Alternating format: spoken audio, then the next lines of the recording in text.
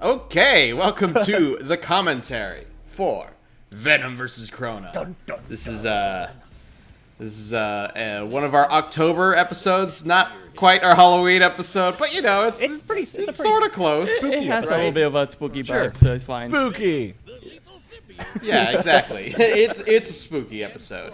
Sword has Joining a mouth. me, as always. Oh, I'm Ben, by the way. You know who I am. Hey. Joining me, as always, is Chad, I'm the Chad. boomstick. The boomstick. Apparently. Hello, the boomstick. And Luis, animation director for this episode. What's up, guys?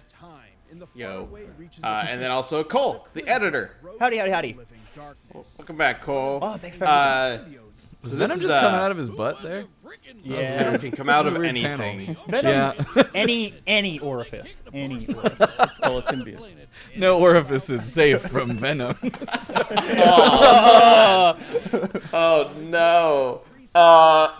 Okay. So, Venom versus Crona. So, this episode, I don't know much about Soul Eater. I didn't know much about Soul Eater going into this. I really had no idea what to expect. Luis, thankfully, was very familiar with it, which helped out a lot. Yeah. But this is one of those episodes where we're like, you know, Crona gets a lot of requests.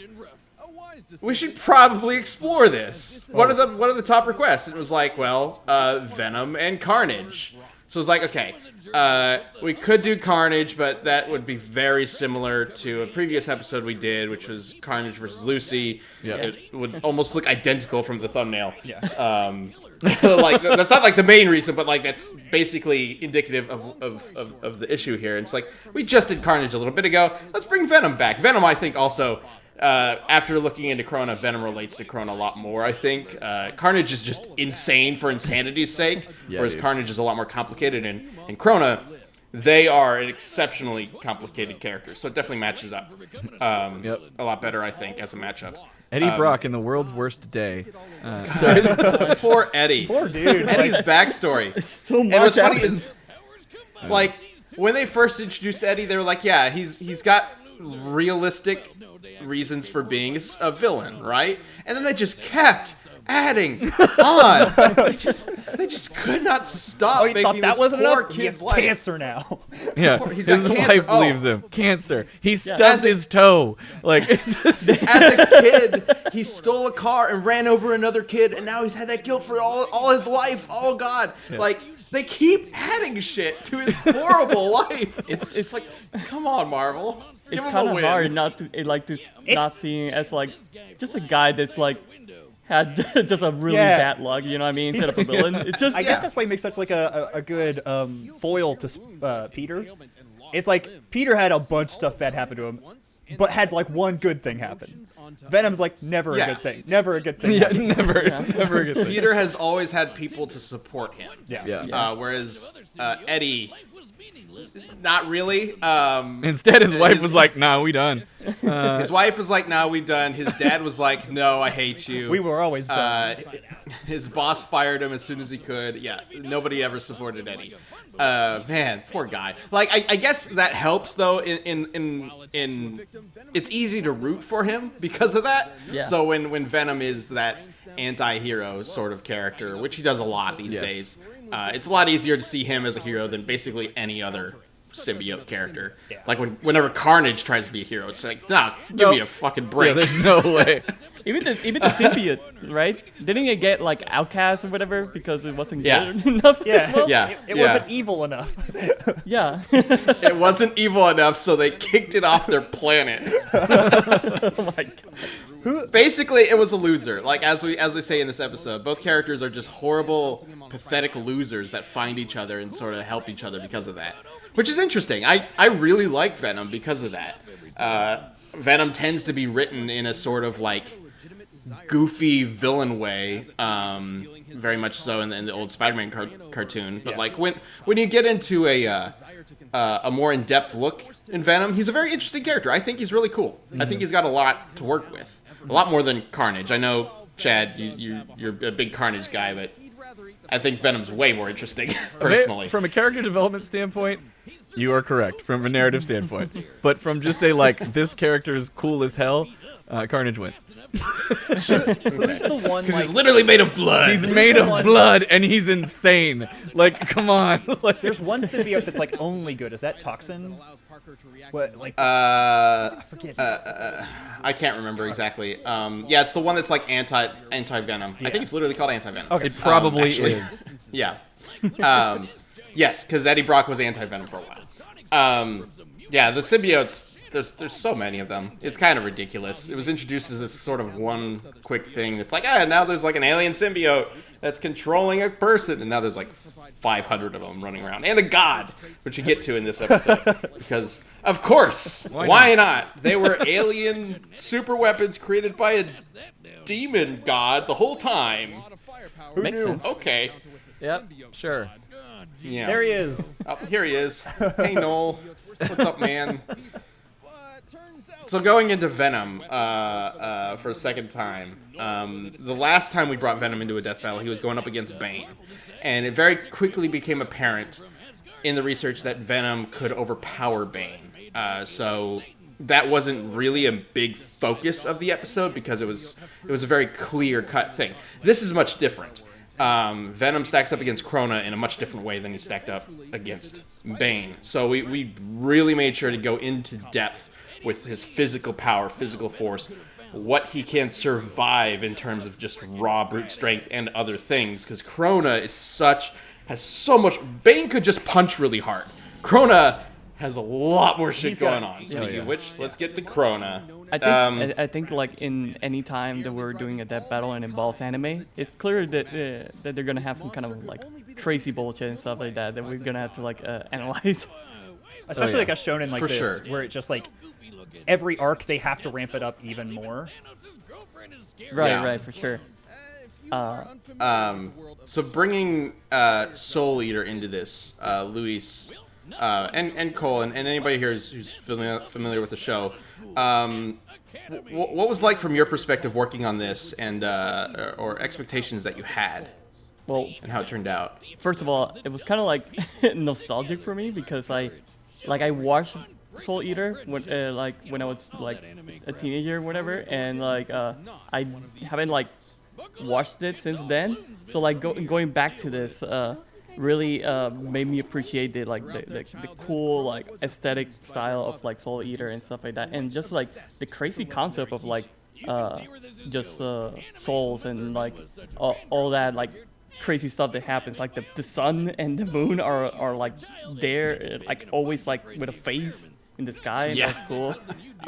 It's a wacky looking show. Yeah, for sure. And but Crona in specifically, just like going in depth with all the black blood stuff and how that works, and like and stuff that I didn't really think about when I was like watching it the first time, like Ragnarok, how it's like an actual other person that's inside the like Crona's body basically, and like just going into those that information of the characters, it just made it like interesting and like just cool to go back to.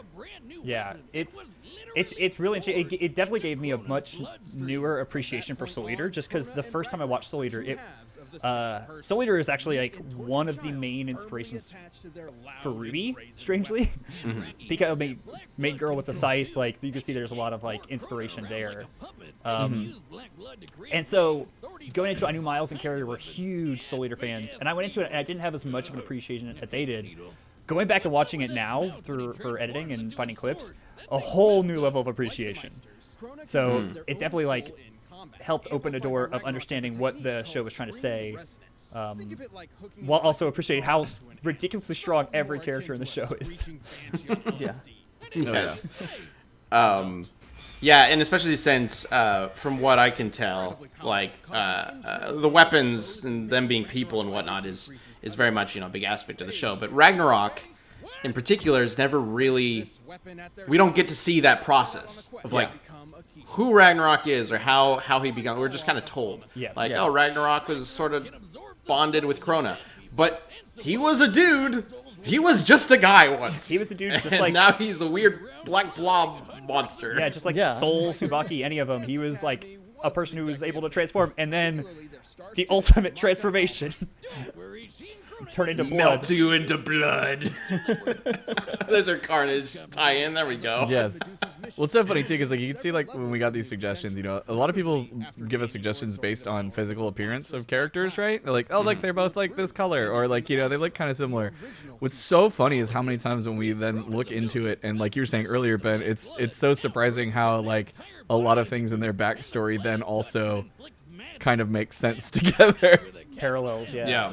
Yeah. And it's so weird. I wonder if there's some like very deep psychological study about like when you're creating a character and their aesthetics, like you just naturally want to then Like certain associate. color motifs Yeah. or something. Yeah, right. Yeah, I mean, the concept of like black blood or black goop, I believe has been around for a very long time. I don't think Venom or Crona are necessarily like original in that regard. It's just how that aspect is applied to the characters. But like making the characters with their like broken personalities and the symbiotic relationship, like that's crazy how that kind of works out between both characters. That's really neat. Yeah. And so, man, but you're talking about like appreciating Soul Eater and how powerful they are. God, I have so much appreciation for the researchers who worked on this.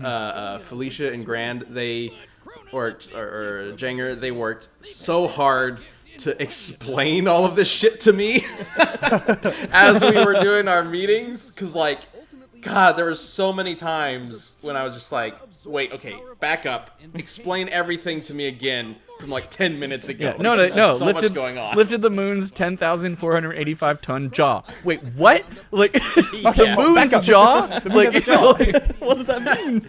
But especially with Crona, because Crona gets so many power-ups and depowerings like throughout the series, as they're like absorbing other characters and weapons and things like that. And so trying to make sense of it all and bringing it all together into one sort of interpretation for the episode was definitely a complicated process.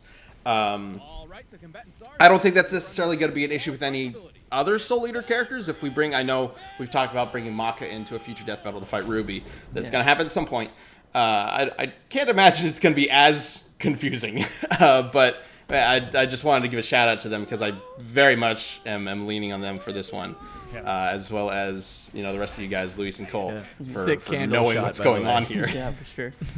And here we are at the animation, which is in a full 3D chapel with some crazy goop effects. It's like I remember when I started this fight, you know, like I had to make the entire scene for this one specifically, because we don't really have a chapel or anything like that made just yet.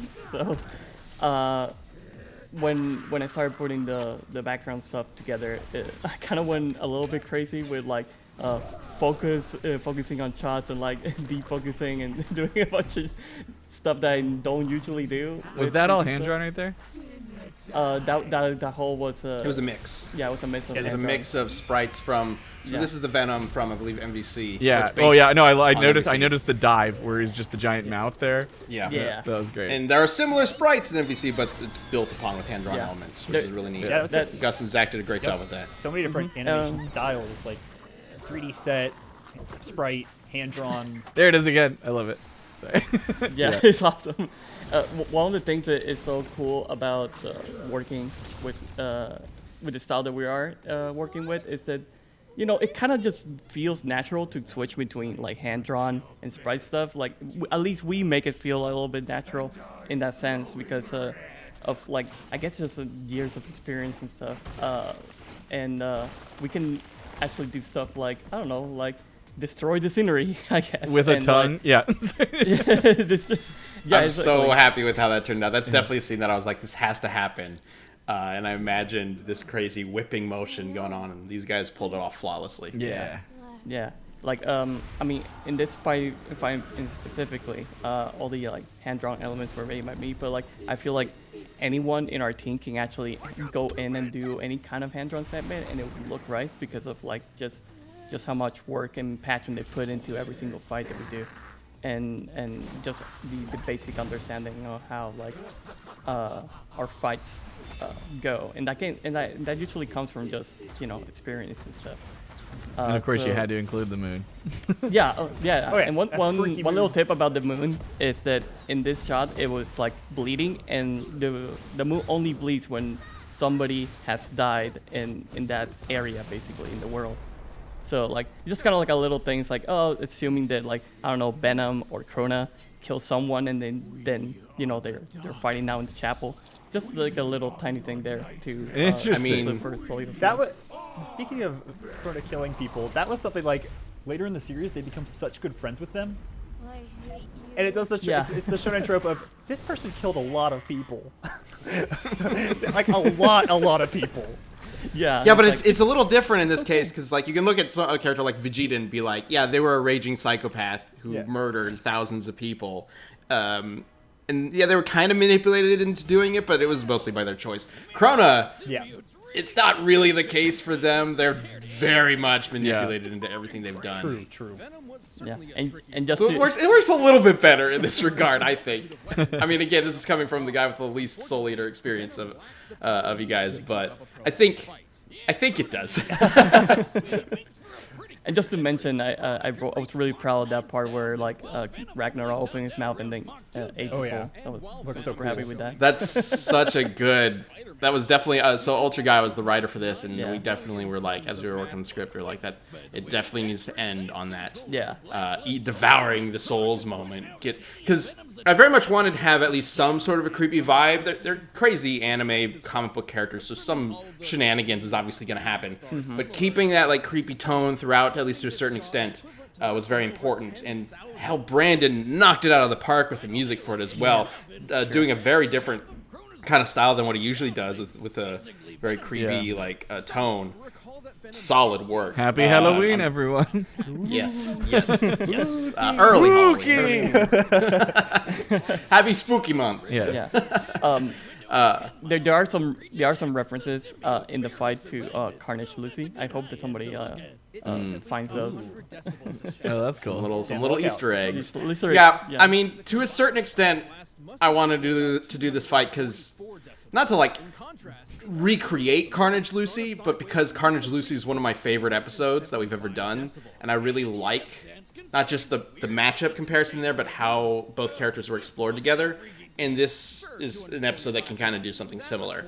It just so happens to have one of the other symbiotes, so draws a very clear comparison in that regard. But We love doing even little outside of references that, to our other fights, yes, absolutely. especially if You can people watch are them in any space. order, but Yeah.